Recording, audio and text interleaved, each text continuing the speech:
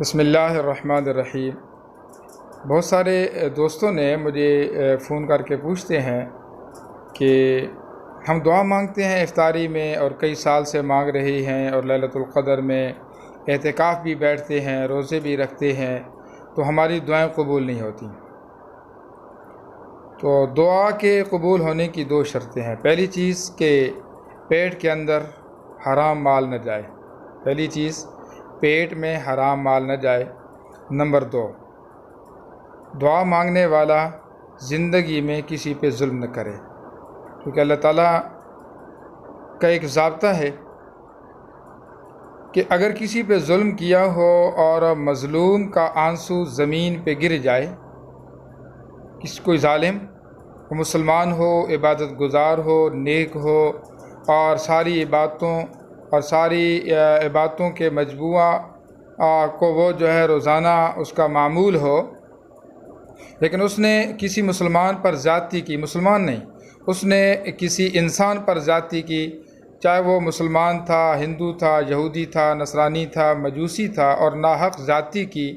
تو اب یہ میرے رب کا ایک فیصلہ ہے کہ اور اس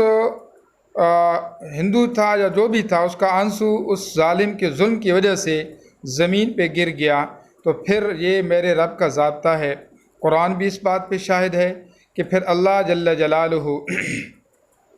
کی مدد اس مظلوم کے ساتھ ہے۔ قرآن کا بھی یہ فیصلہ،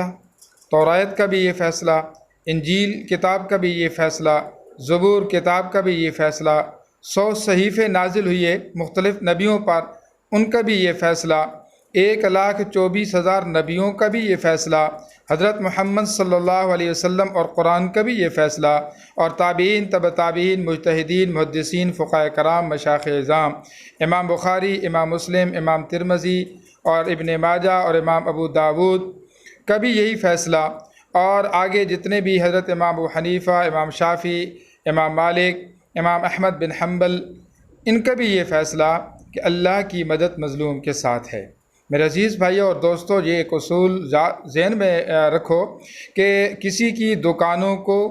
اجاڑ کے اپنی دکان آباد کرنے کی کوشش کرنا،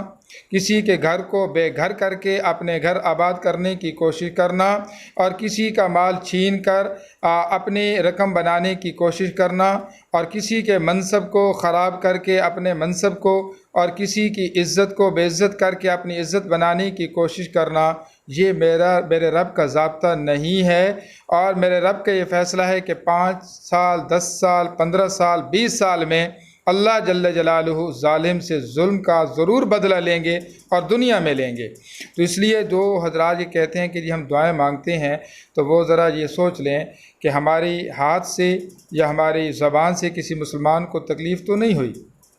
کہ ہمارے ہاتھ سے، ہماری زبان سے کسی مسلمان کو تکلیف تو نہیں ہوئی، یا ہمارے ظلم کی وجہ سے کسی انسان کا، میں انسان کا لفظ بول رہا ہوں، کہ کسی انسان کا آنسو تو نہیں ٹپکا، کیونکہ امن پہلی چیز ہے۔ بیت اللہ میں امن ہوگا تو طواف ہوگا، بیت اللہ میں امن ہوگا تو حج کے ارکان ہوں گے، بیت اللہ میں امن ہوگا تو صفا اور مروہ کی سعی ہوگی، بیت اللہ میں امن ہوگا تو ملتزم پہ جانے کا جو ہے وہ موقع ملے گا، اور دعائیں قبول ہوں گی، حتیم میں جانے کا موقع ملے گا۔ تو اس لیے بیت اللہ کی تعمیر کے بعد پہلی دعا جو مانگی گئی، رب اجعل ھذا البلد آمنا، تو ہم آج سے نیت کر لیں کہ اپنے سے شروع کریں کہ میری ذات سے وہ ہر انسان کو، بلکہ ہر مخلوق کو، حضرت عمر رضی اللہ تعالیٰ عنہ فرماتے ہیں کہ اگر میری عمارت میں اور زمانۂ خلافت میں ایک کتا بھی دریا کے کنارے پر بھوکا مرتا ہے، تو عمر کل جواب دینا پڑے گا کہ یہ کتا تیری سلطنت میں اور تیرے زمانۂ خلافت میں بھوکا اور پیاسا کیوں مرا تھا، حالانکہ ایک ادنیٰ سی مخلوق ہے۔ اور آپ اسی سے اندازہ لگائے کہ ایک عورت نے بلی پہ ظلم کیا اور اس کو باندھ دیا، تو اس ظلم کی وجہ سے اللہ نے اس کا فیصلہ کر لیا کہ یہ تو دوزخی ہے۔ اور ایک فاحشہ عورت جس نے ایک کتیا کو پانی پلایا، اور کتیا وہ اپنی زبان باہر نکال کے ہانپ رہی تھی اور پیاس کی شدت کی وجہ سے بےتاب تھی،